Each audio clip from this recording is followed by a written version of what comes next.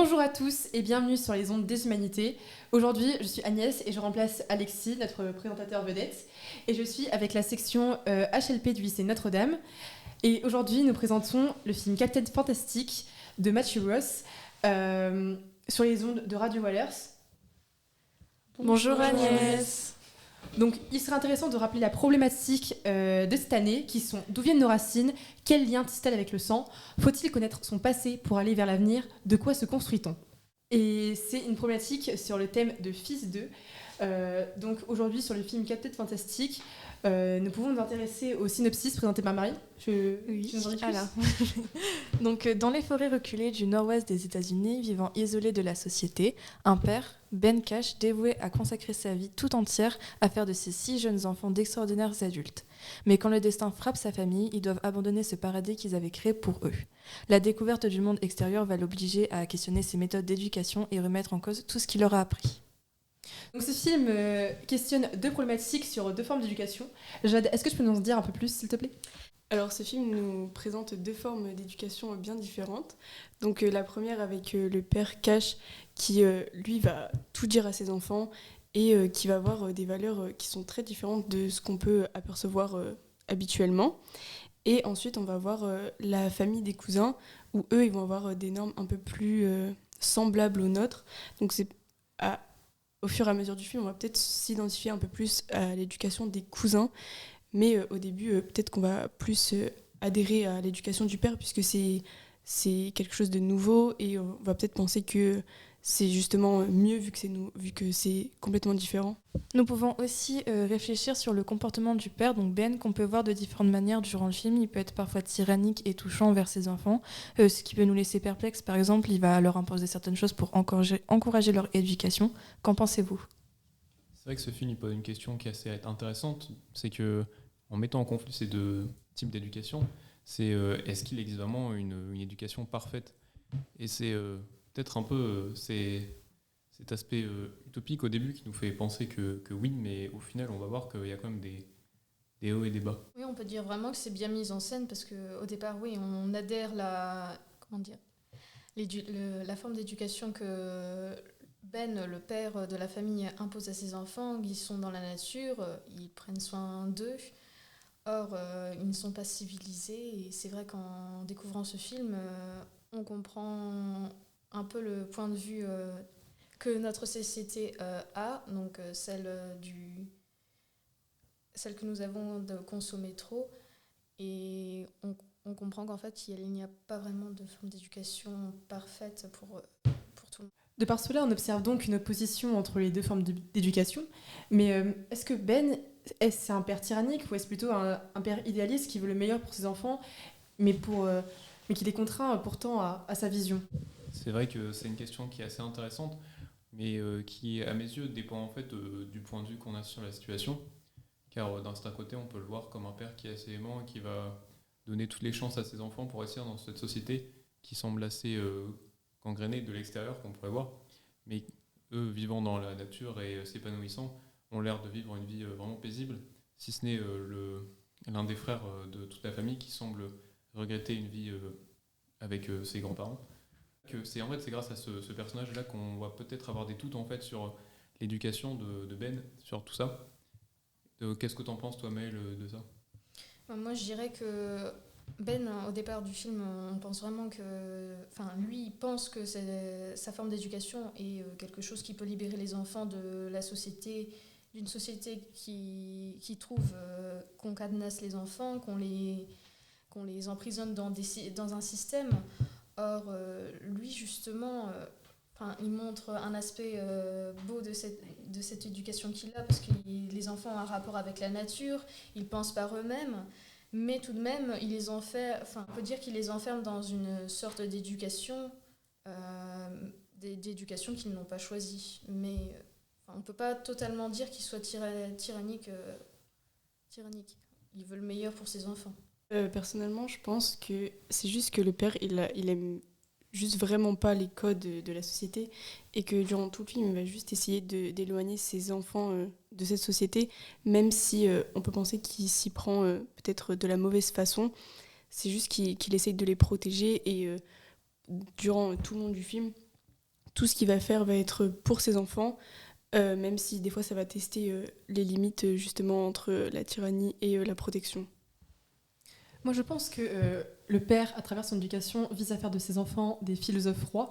C'est-à-dire que de par la connaissance qu'il va leur transmettre, il va faire en sorte à ce qu'ils soient supérieurs au monde consumériste qui les entoure en dehors de leur forêt. Et par cela, il vise à les protéger, mais en même temps à les élever, à ce qu'ils soient différents. Une différence qui peut être à la fois bénéfique, mais qui, d'un autre côté, les exclut du reste de la société. Par conséquent, ils n'ont pas les normes de, entre guillemets, tout le monde. Comme lorsque le plus grand des garçons cherche à draguer une fille, il lui demande tout de suite sa main en mariage, alors que ça ne marche pas comme ça. Par conséquent, ils ont leurs propres normes qui ne sont pas forcément en accord avec la société. Je reviens sur ce que tu disais, Jade, tout à l'heure, c'est que c'est un père qui fait tout pour ses enfants. Moi, je suis pas tout à fait d'accord, parce que des fois, on sent qu'il y a un peu une sorte d'égoïsme qui prend place. Et notamment, on peut citer la scène où il est prêt à poursuivre le cortège funéraire de sa femme, et qu'à ce moment-là, ses enfants vont alors le supplier d'arrêter, jusqu'à en pleurer. Donc, et à ce moment-là, il va se rendre compte de son erreur. Donc on voit bien qu'il y a des moments où il est assez égoïste, mais que malgré ça, il se laisse vite remettre sur le droit chemin par ses enfants. Après, on peut aussi donner une autre scène qui est assez forte, c'est que, oubliant les responsabilités qu'on devrait donner à un père normalement, il fait grimper sa fille sur un toit qui va alors tomber et passer à deux doigts de finir paralysé à vie et se briser la jambe. Donc on dirait qu'il ne prend pas conscience des risques des fois, mais qu'en fait, sous un autre aspect, ça pourrait donner l'opportunité à ses enfants de se dégourdir.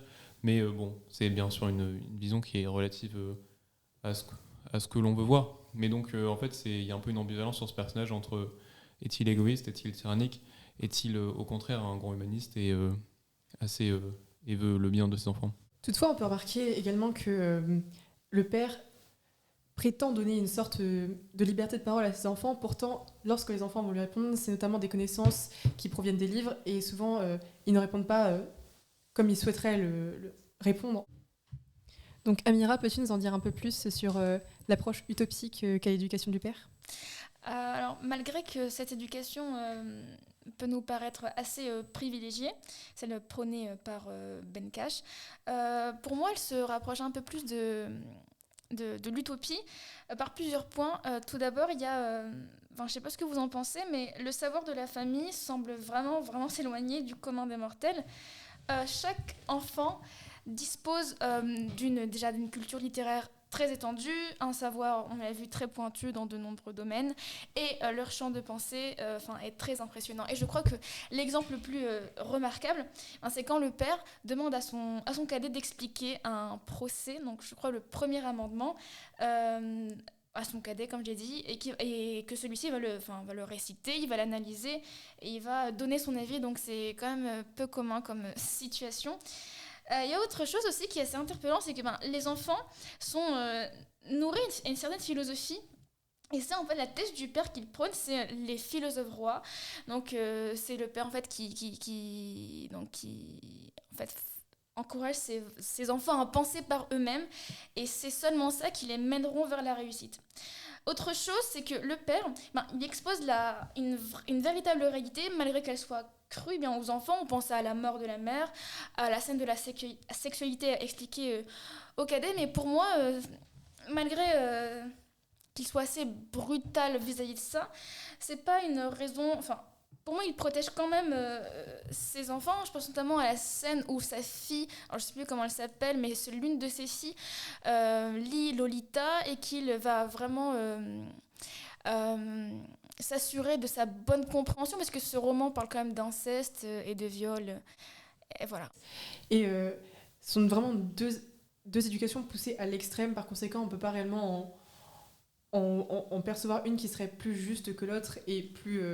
parfaite qu'une autre, parce que ça, encore une fois, comme je l'ai dit, dépend de la perception de chacun. En revanche, il y a un sujet qui est très intéressant dans le film, c'est la religion. Dauphine, est-ce que tu peux nous expliquer un peu ? C'est vrai qu'on peut percevoir les failles de notre société, notamment avec la religion, avec la pratique de la religion. On peut voir que c'est quand même plutôt superficiel, puisque en fait, la religion est pratiquée plus pour des normes que pour des croyances. On voit cet exemple avec les grands-parents notamment. Du fait, ce film nous permet d'accepter les volontés de chacun, à savoir de choisir sa propre religion. C'est pas parce qu'on c'est une norme qu'on est obligé de la faire, on doit accepter les religions des autres. C'est vrai que Dauphine, tu parlais du personnage des grands-parents. Et moi, je trouve que c'est un personnage, c'est un duo de personnages qui est quand même très intéressant, vu qu'au tout début du film, ils semblent des antagonistes qui n'ont pour but que d'enlever la garde des enfants à Ben. Mais au fur et à mesure, on se rend compte que leur vision est peut-être assez en fait celle qu'on pourrait avoir, car en fait, on prend conscience des dangers que courent les enfants.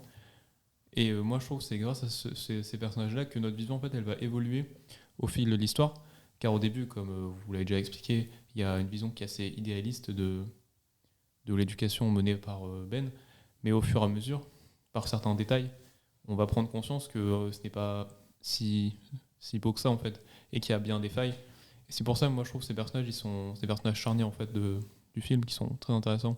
Toutefois, il y a un acteur très présent dans le film, et bien c'est nous, c'est le rôle du spectateur, et on peut donc se demander quelle est sa vision dans ce film. Alors, pour moi, le spectateur est très important puisque grâce au film, on va pouvoir se remettre en question et remettre en question notre société et nos propres éducations pour pouvoir essayer de comprendre le père, puisqu'au début, on prend quand même assez son parti. Donc, c'est vraiment un film qui nous fait réfléchir et qui nous remet en question les normes et les valeurs qui nous entourent. C'est vrai que ce film nous remet en question à peu près perpétuellement. C'est qui est assez bien, moi je trouve que ça fait un peu le génie du réalisateur, qui n'est pas très connu en fait, mais que, par exemple, ça nous permet en fait de par le rire un peu, prendre conscience des défauts de notre propre éducation. Et ça, par exemple, un exemple qui m'a fait assez sourire, c'est celui des cousins, qui sont en fait issus vraiment d'une éducation qui est à peu près similaire à la nôtre. Et nous, durant ce film, on se moque d'eux vu qu'ils sont assez risibles, mais au final, on se rend compte que le cinéaste, en fait, par ces personnages-là, fait la critique de nous-mêmes.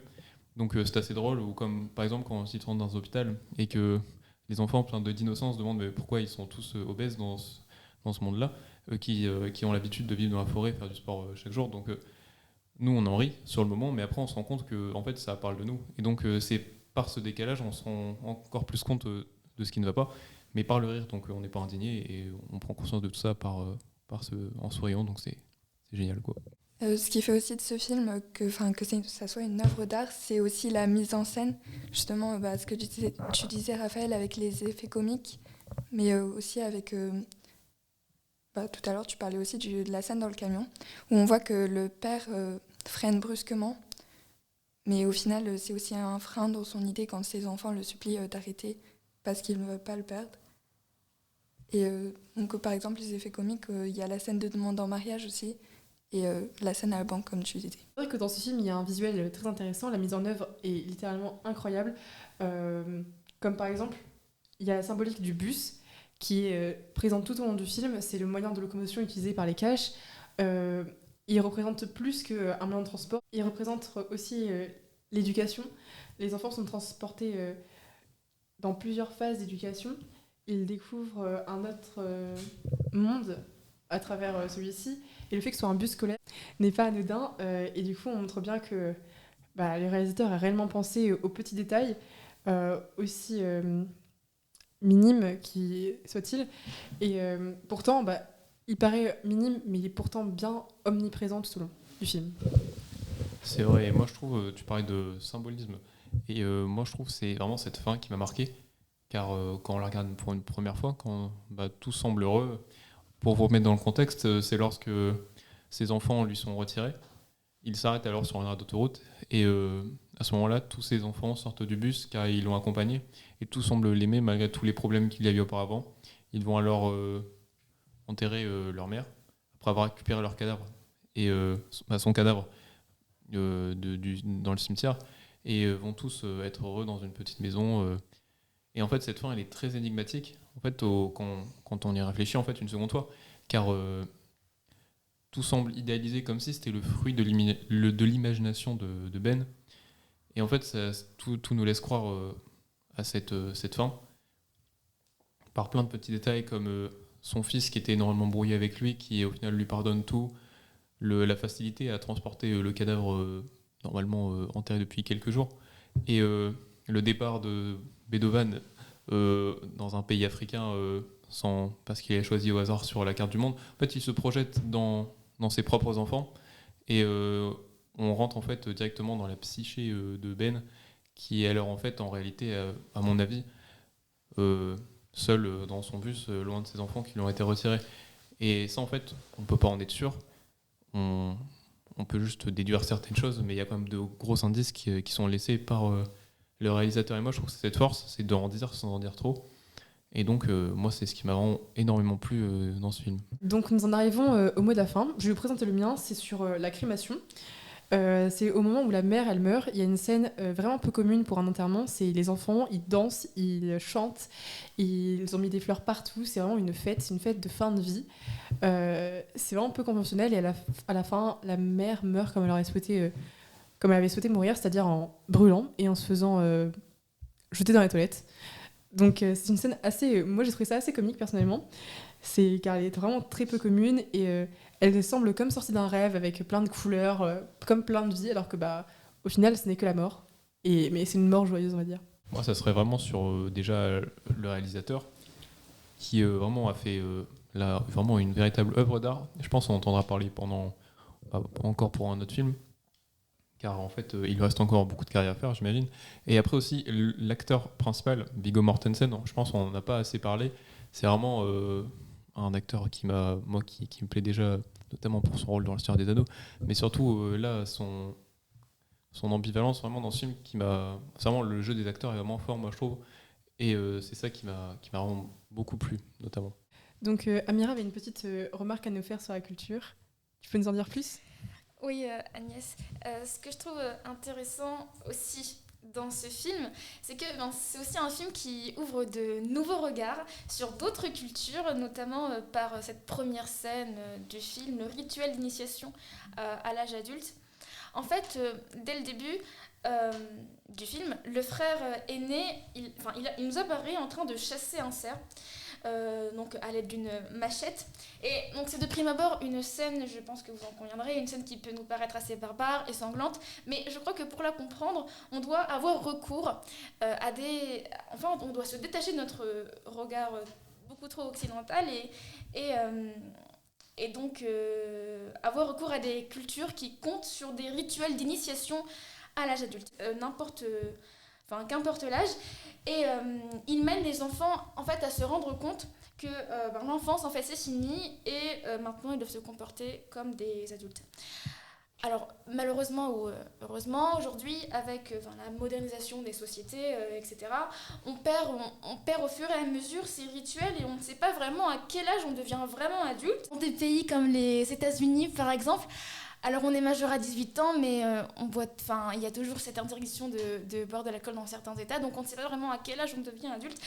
Et je trouve vraiment que ce film soulève de véritables questions sur la maturité qui serait propre à l'adulte, mais qui est dans ce film porté par des enfants. Alors moi, au mot de la fin, ce serait sur la relation entre le père et le fils aîné, qui est dès le début très forte à l'écran. Ils sont vraiment fusionnels et ils font beaucoup de choses qu'à deux. Il y a une véritable relation de confiance.